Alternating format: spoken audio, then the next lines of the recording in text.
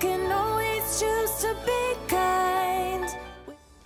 Hi, it's Tiana. Thanks for joining for today's Be Kind Craftisode.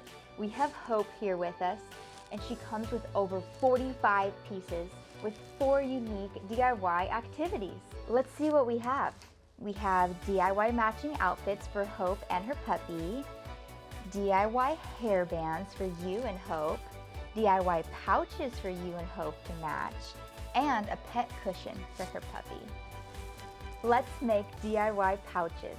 There's one for you and one for Hope. We get to add on these little charms and put stickers. I love these cute stickers. This one says Kindness Club. I'm gonna put it right there. These fabric stickers are eco-friendly, and these pouches inspire you to be eco-friendly too, so that you're not using a plastic bag to carry your things around.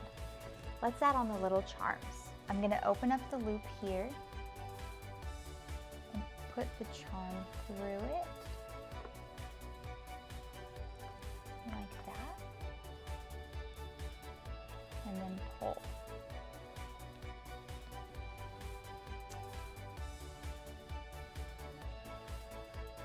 Cute. These pouches look so good.